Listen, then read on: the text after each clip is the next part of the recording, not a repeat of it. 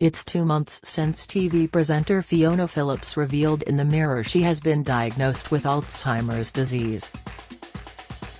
Each day she has continued to be injected with the drugs which are part of clinical trials searching for a cure. Each day she has tried to keep herself busy with walks in the park, coffees with friends or evenings out with husband Martin. But with each day too comes the anxiety. Are the drugs making any difference? Is her condition slowing? Or, most worryingly, is it advancing? About all this, Fiona, 62, is unsure. I'm living with it by not letting it ruin things. I am just carrying on as much as I can. It's when I talk about it that I can't quite believe I'm talking about myself. I'm used to talking about it in relation to my mum and my dad having it. My whole family have been slaughtered by it. I'm not sure if the drugs are working or not. I don't think anyone would know there is anything wrong with me. But who knows? Would they? Fiona is talking publicly on World Alzheimer's Day to keep a spotlight on the incredible scientific work which is ongoing into the disease, which leads experts to think they are on the verge of a significant breakthrough in treatments. She also wants a greater awareness of the illness among the public and an understanding that however devastating a diagnosis can be, there can always be hope. But as we chat about our families and gossip about the news, it's clear Fiona is worrying about some new aspects of her condition. My eldest son Nat has taken great. And then she pauses. Oh, it's awful, but I keep having these moments where I think, what's the word? It doesn't happen all the time. Just occasionally. And that's just not me at all. I can normally talk until next Christmas. It is just weird when it happens because I'm thinking, why has my mouth stopped, and I'm still thinking about the sentence. It's really weird. Doctors at University College Hospital in London are still regularly monitoring Fiona with cognitive tests to see if the trial drugs could be stabilizing, or even reversing, the symptoms of disease. But what neither they nor Fiona knows is if she is even on the actual trial drug or a placebo, which is necessary for a wide-scale experiment. This has to remain top secret so data from the drug test volunteers can be properly compared. Yes, Martin is still stabbing me 3 times a day with these tiny needles with the drugs, Fiona laughs. I think he'll be disappointed if it comes to an end and he can't do that anymore. Fiona is full of praise for the role her husband Martin Frizzell, 64, editor of ITV's This Morning, has stepped up since her diagnosis last year. He's been amazing, she says. One of the things that has happened to me is that I've lost all interest in cooking and food. I did used to like that, but now when Martin gets home from work he'll cook. I do feel a bit guilty because it's another pressure on him, but I just can't be bothered. There are some days I can't be bothered to do anything. It's partly this malaise that I'm in, I suppose. For someone worried about losing words, Fiona's vocabulary remains broader than most. How many of us would use malaise in a sentence? But as a consummate TV professional, who started her career in local journalism before working up to almost a decade on GMTV and a viewer's favorite on Strictly Come Dancing, struggling for words is clearly a concern. I do get anxious about things which I never ever got anxious about in my life before.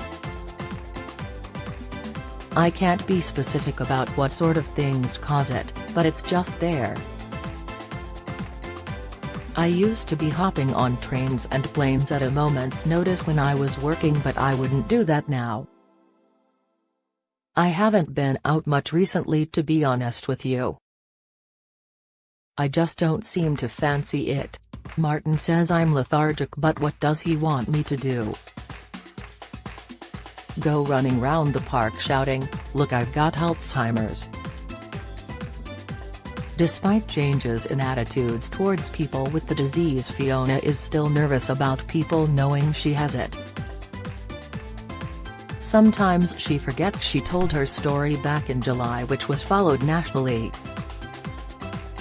She tells me that she hasn't confided in one friend about her condition, just in case the pal told her husband and the secret should get out. "I haven't been going round telling everyone about it because I don't want people pointing at me and saying, 'Oh look, there's that woman with the Alzheimer's.'" And as a TV presenter, she has years of practice of putting on a show for the public. She admits there are times when she pretends remembering things she's unsure about. On TV, whatever is happening, you just have to keep going with a smiley face. If only you knew what went on behind that smiley face. Sometimes it's the same now, and I put on a show, and I think people who don't know about it wouldn't know there was anything wrong with me.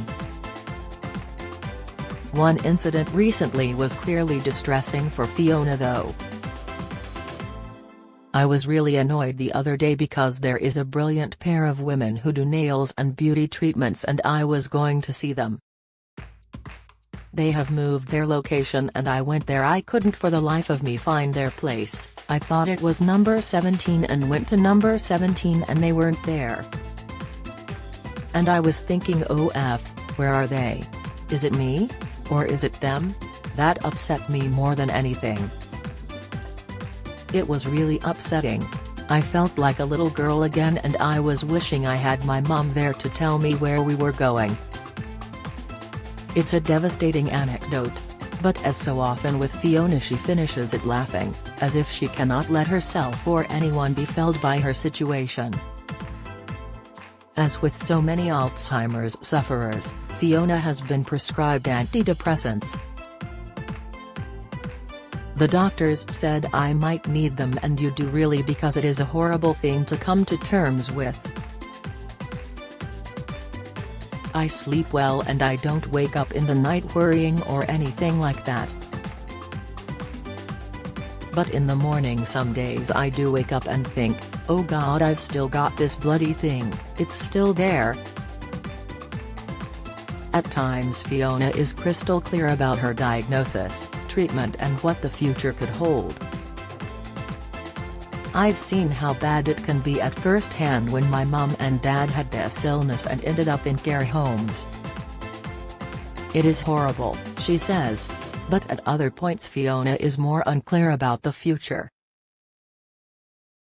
"I'm not really sure what the prognosis is and whether it stays with you and you have to live with it. I think you have to live with it. I'm not sure, I need to look into that." There are many, many bright points in Fiona's life: lazing in the Italian sunshine on holiday, regular trips to Stamford Bridge to watch her beloved Chelsea, and most recently the offer to be the Christmas cover star for a prestigious glossy magazine. "I'm very excited about that," she laughs. "It's so nice they want me and they make a real fuss of you on those magazine shoots." So yes, there are anxieties, but there are times of happiness and hope too. Is this what the doctors mean when they talk of living well with Alzheimer's? "Yes, I'm living with it," she says. "I try and ignore it. Sometimes I don't even remember that I've got it, probably because I've got it." And we both laugh. "That was quite good actually," she giggles. "I got a sentence out there that was quite funny. Look, I don't want to sugarcoat it, it's a shit thing to have, but I'm still doing nice things and I'm getting on with it. What choice do I have?"